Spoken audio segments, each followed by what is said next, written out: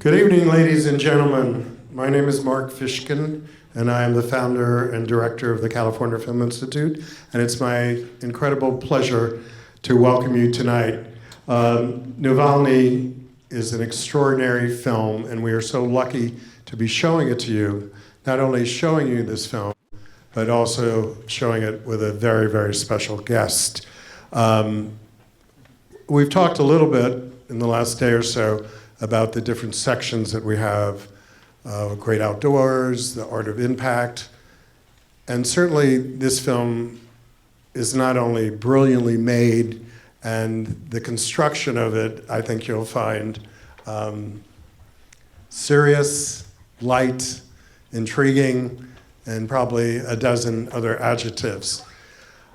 But in terms of how we pick films for certain sections, clearly they overlap when we're talking about passion and we're talking about empathy.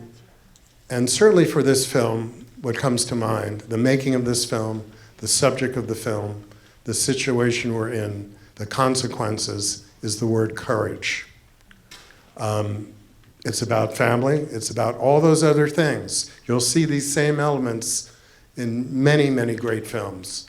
But for me, courage is the appropriate word. We're very fortunate, as I said, to have a guest, and it's my pleasure to introduce the director, David Roher.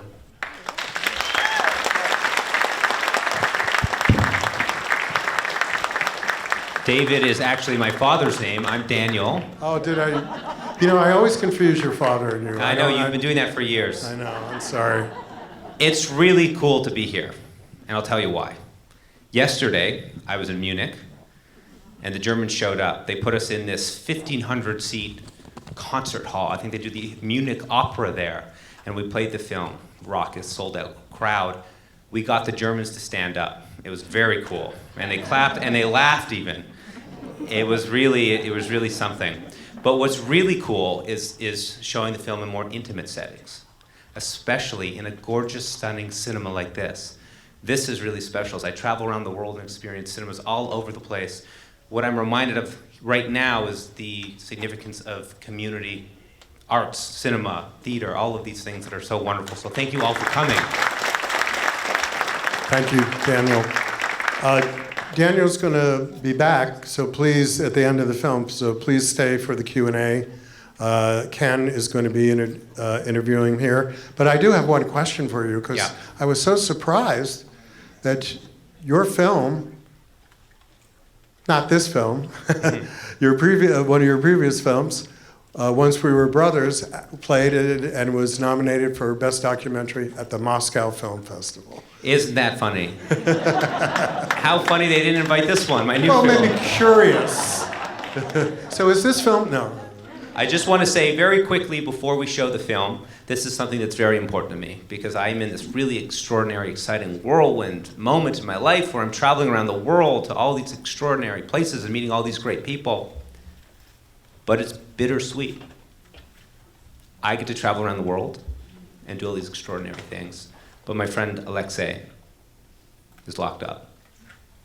And I always like to remind people that I'm only here because of the extraordinary courage of Alexei Navalny and his wife and his children and all of the brave Russian people who are not afraid to take to the streets and protest against this brutal regime. Thank you all for being here and enjoy the film. Thank you, Daniel. Daniel, we'll see you immediately following the film. Thank you. Hi, I'm Ken Jacobson, one of the programmers here at DocLands. Please join me in welcoming Daniel Roher back up to the stage, the director of Navalny, and the producer, Melanie Miller. Mel?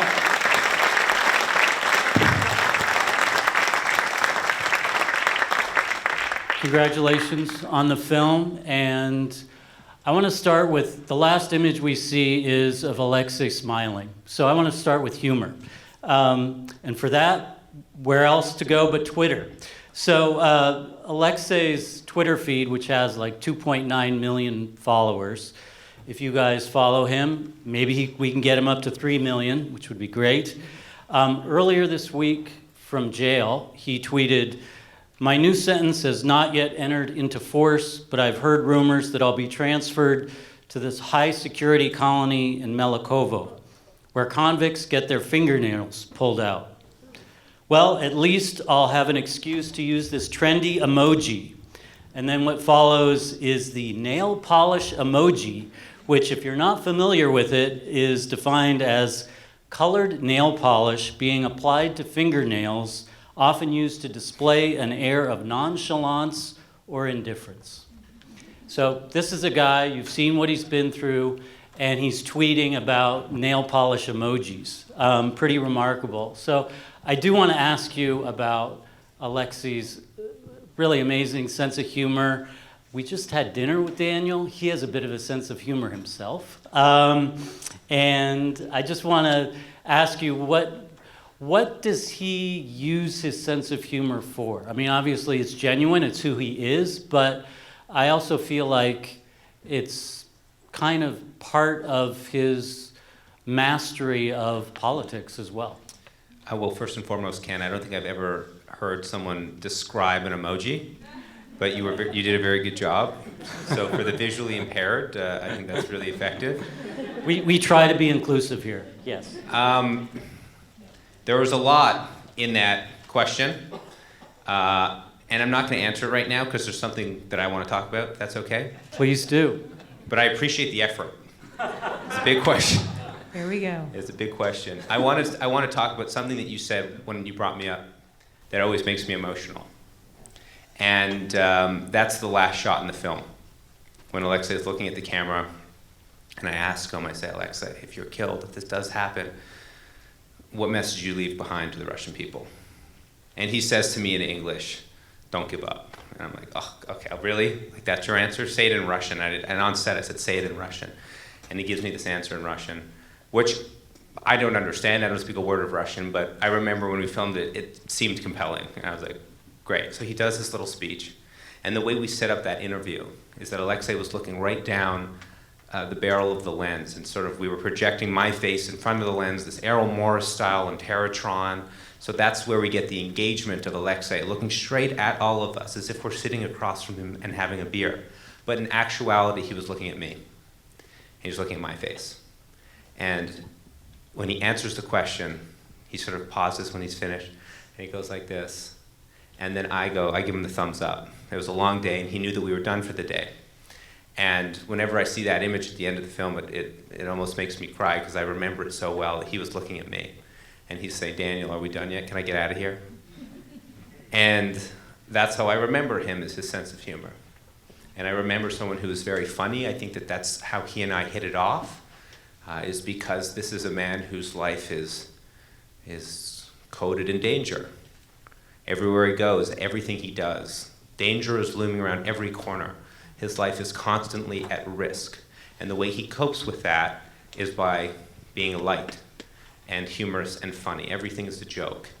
And that's something that I really appreciate and I really identified with. And I think that that's part of the reason why he and I were able to work together. It was because, we could joke together. So I think that the spirit of your question is how Alexei Navalny is able to weaponize humor and just this superhuman good nature. And I think it really is in an effort to cope with this extraordinary danger that looms around every nook and cranny of his life. Absolutely.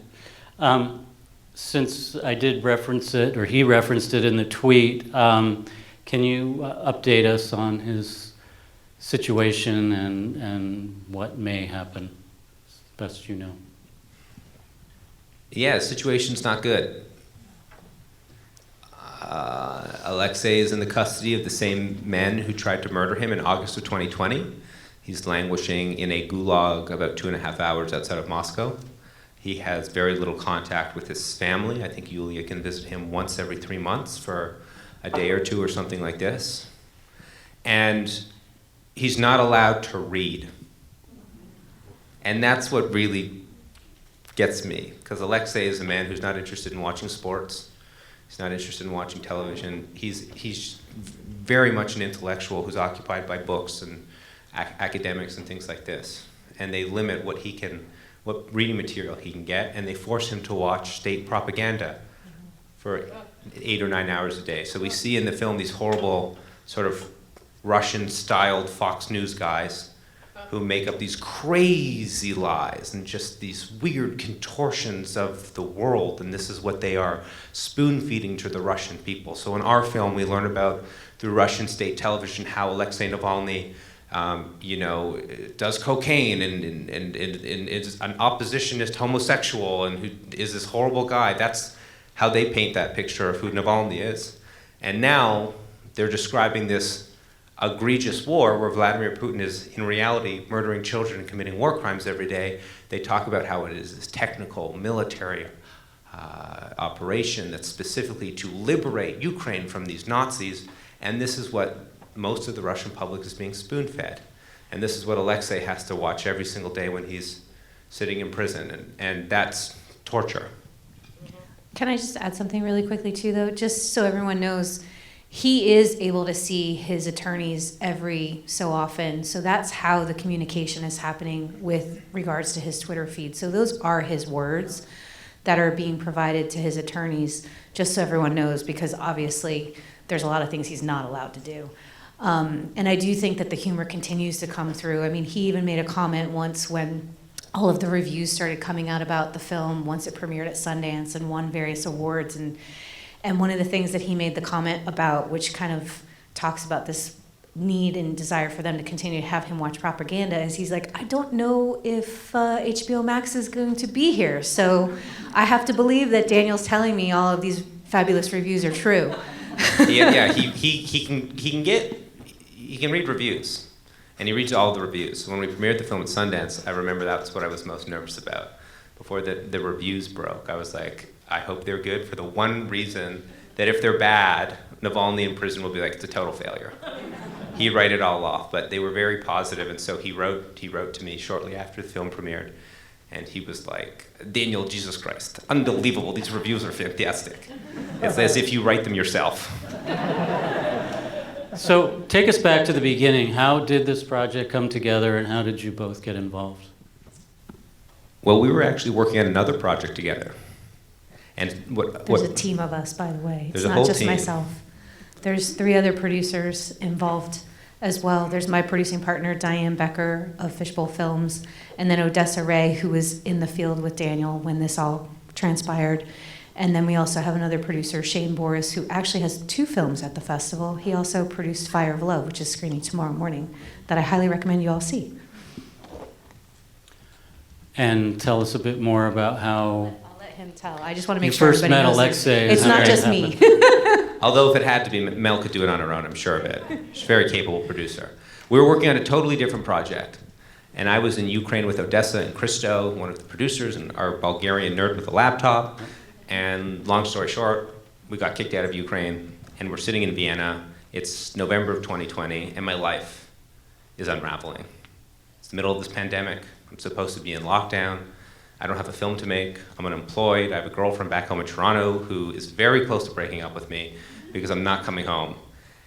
And then Christo walks in one day, and he says, listen, there's something else you might be interested in. I was like, what, Christo?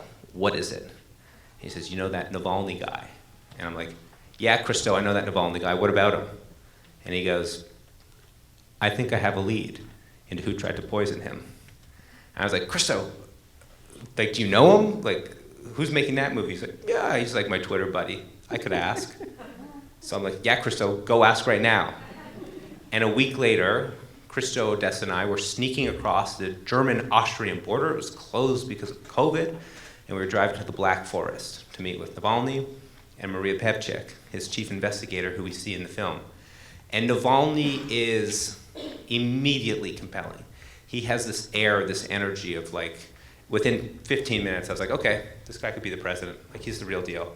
He just has that thing, that quality, that lightness. And that is contrasted with Maria, who is cold and mean and hated me from the very first moment, and I think she still does. No, she doesn't. It's a love-hate relationship. I love her, she hates me. That might be true. It was my job in that very first meeting to sit across from this guy who has a gigantic media holdings. He's got this YouTube channel that can reach hundreds of millions of people. He's got Twitter, he's got Instagram, he's got all the social media. What does he need a documentary for? Well, okay, I had to pitch him on the virtue of the medium, why it's valuable to even make a film. And then I had to convince him why myself, a Canadian who speaks no Russian, who's never been to Russia, knows, compared to him, nothing about Russian politics, why I was the right guy to make the movie. And I guess I did a good enough job in that first pitch session. I later found out, he said, yes, Daniel, he's hyperactive, but he'll do a good job. So let's work with him. And we started shooting the next day. And our first shoot together, Alexei says, Daniel, I want to introduce you to my friends here in Germany. Hard to make friends in Germany, but they will introduce you to my 2 friends. I was like, okay, let's do that. So we went for a little walk, and I soon understood that his 2 friends were a little donkey and a little pony who walked out, and just the way Alexei, sort of as a performer playing to camera, he was so funny and so charming. And him and Yulia, they look like movie stars. And I was just like, okay, this film has got a cast.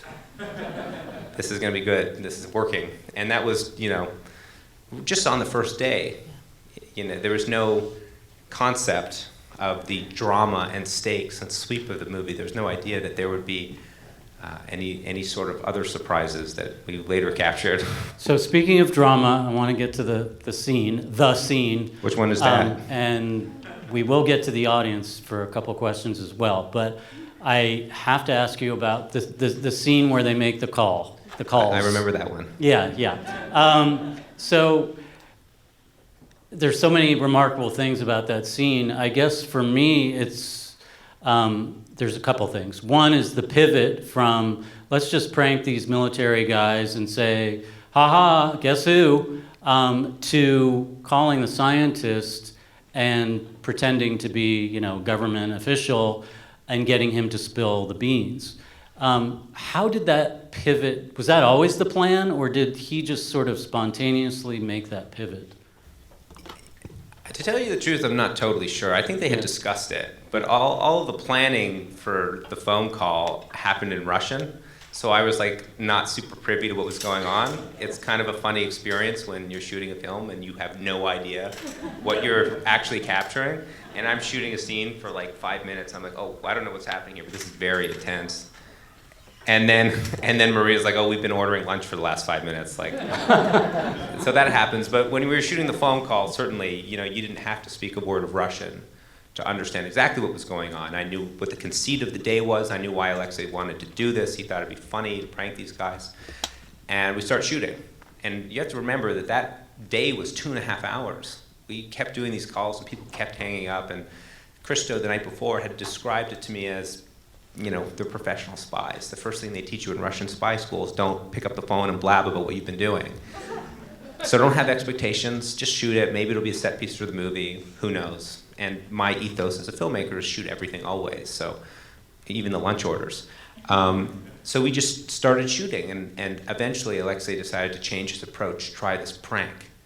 And he did the first call in prank mode, and the guy hung up. The second call, you see this in the film.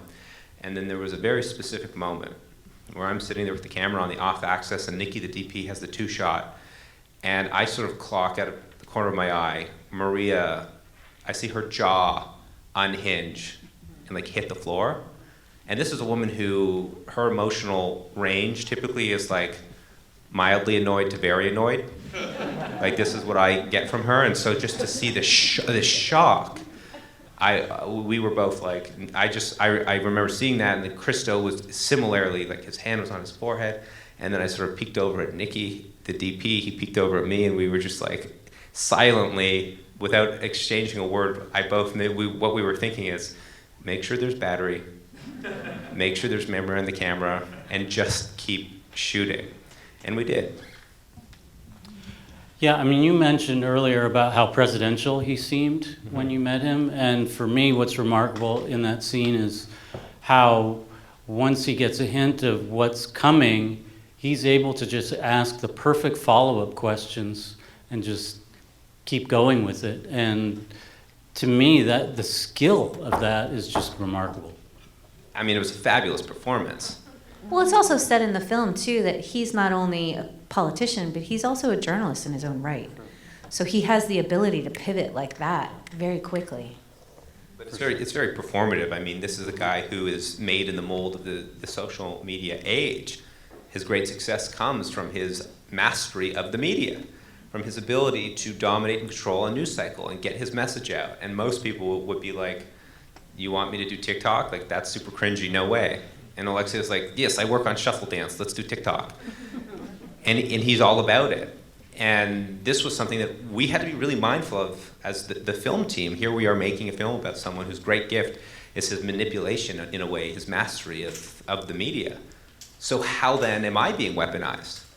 The film opens with me asking him a question and him being like, no, I'm not gonna answer your question. We're not making a boring movie, we're gonna make a thriller.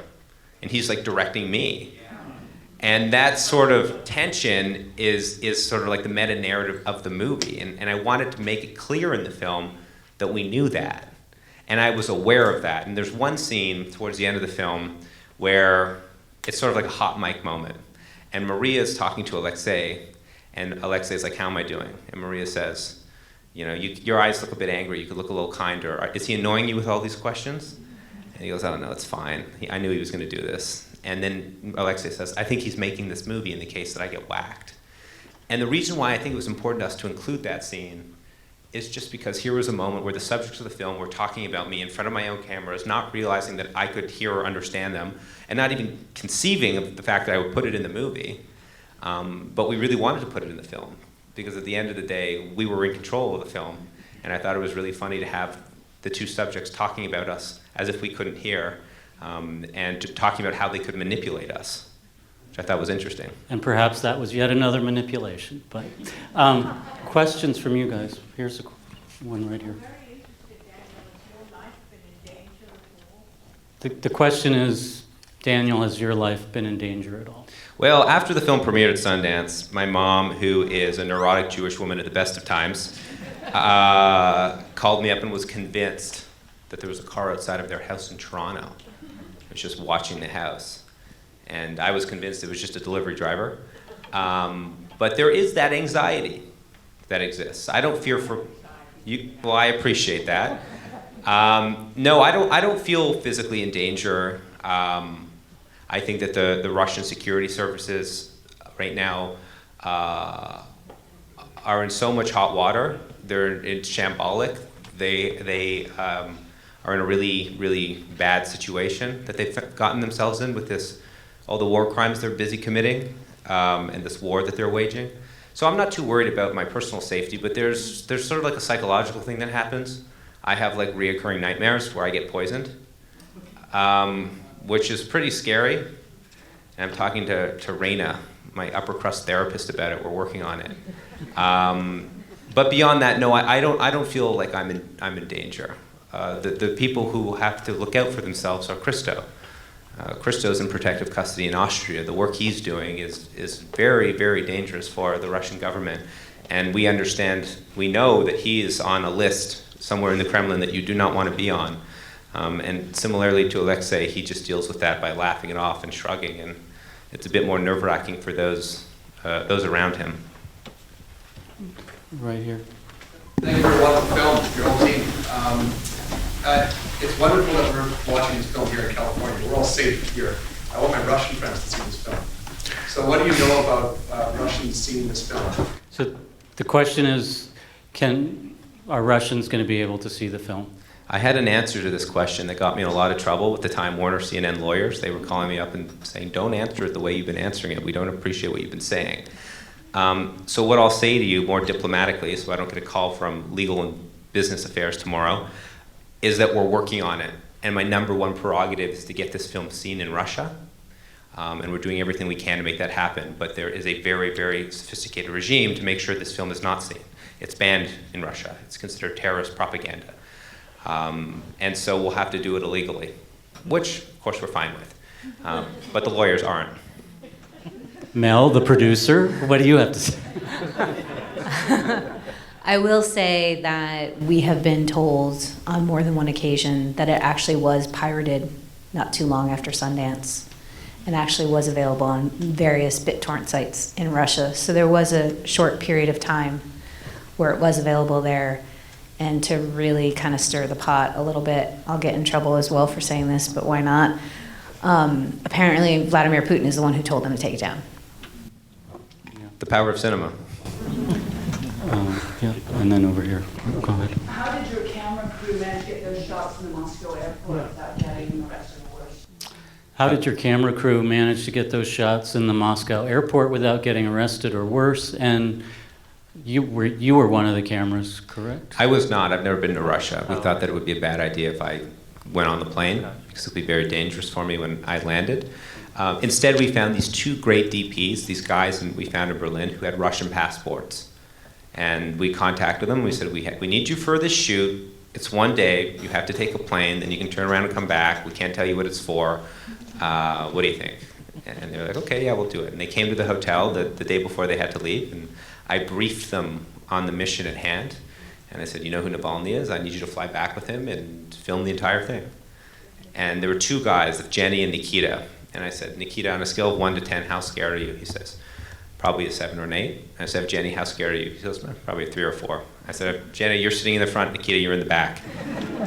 And those guys were fantastic. My marching orders to them were to shoot. If the flight was 4 hours, I wanted them to shoot for 3 hours and 50 minutes. Like, I wanted them to get everything.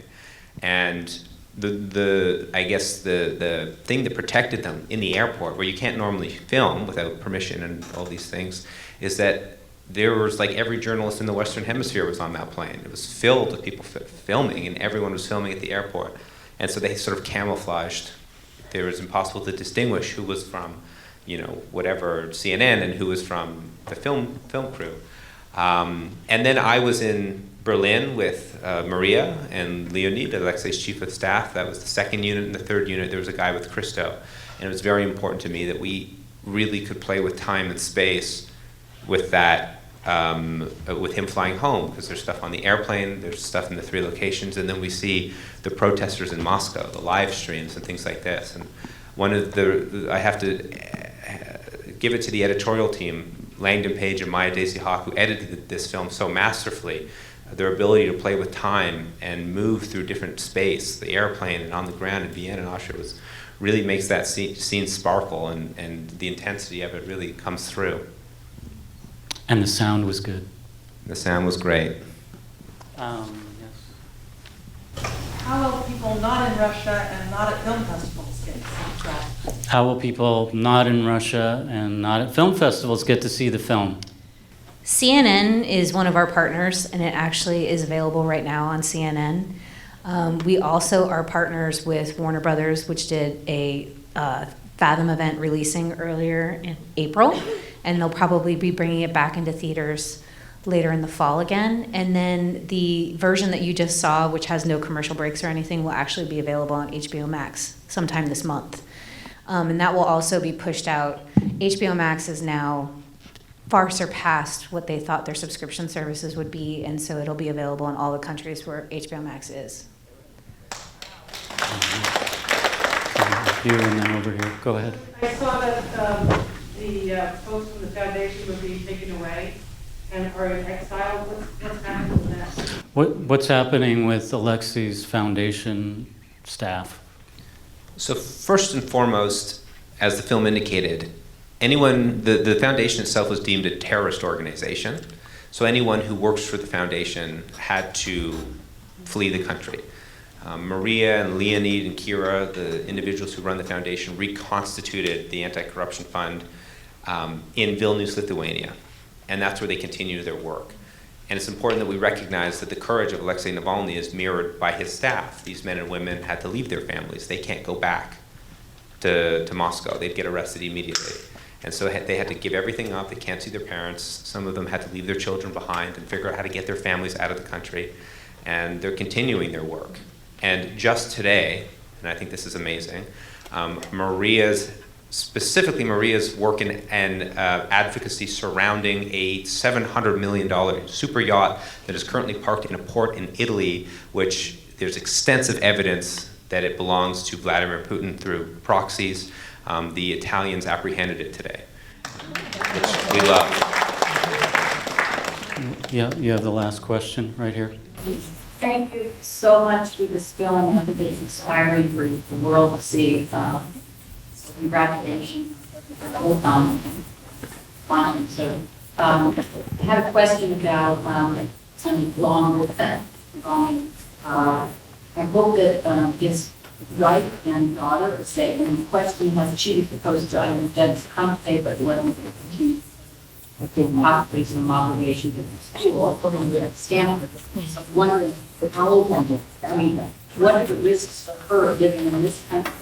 She's just free.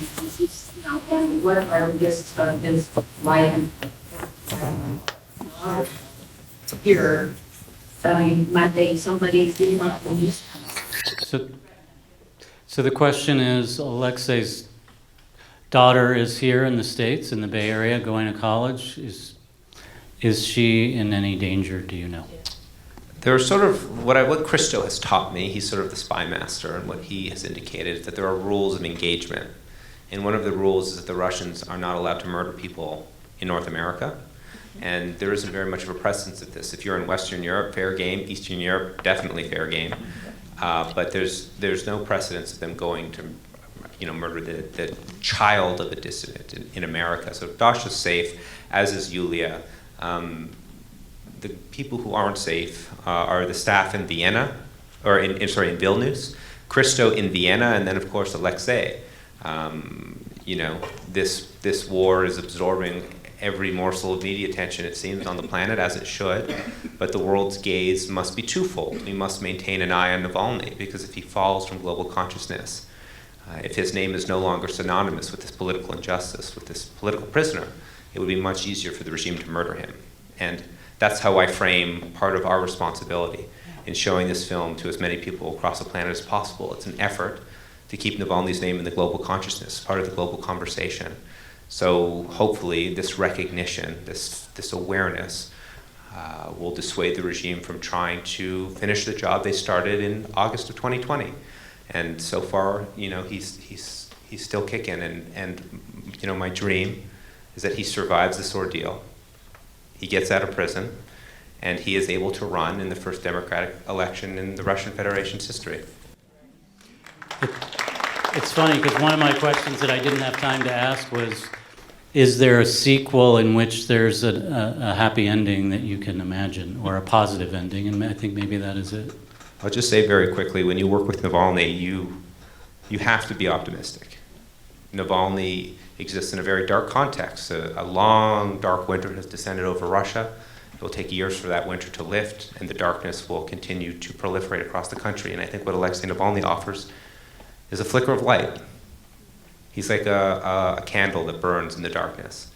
And I hope that can continue to grow and engulf the nation, and his vision for a democratic future can be realized. So as a postscript, I have to ask one last question that occurred to me, which is, when you edit a film, a lot of stuff gets left out on the editing room floor. Is there one scene that didn't make it into the movie that you wish had, or is just something you can tell us about today? Yes, absolutely. I have an answer for this. It's the best shot in cinema history that didn't make it into the movie. Alexei here, I'm going to set the scene. Alexei just gets out of a coma. He's walking through a park in Berlin with Yulia. They look like movie stars. She's wearing this very cool leather jacket. She always looks fabulous, these sunglasses. And the camera's following Alexei like this. And he's talking about something boring. He's like, oh yes, this OPCW report just came out, and they concluded this or that. And as he's talking, suddenly something in the distance catches his gaze, and you see his eyes light up. He goes, look over there. And the camera, without missing a beat, whips around to reveal a little French bulldog on a skateboard, tearing around a corner. And the dog's leaning over, and it banks this corner, and the camera follows it, and then in one perfect motion swoops back over to Alexei and Yulia, and Alexei says, oh my God, that's way cooler than what I was talking about. And I cannot tell you the editorial gymnastics and contortions we tried to do to get it in the movie, and it's still my greatest heartbreak that shot's not in the film.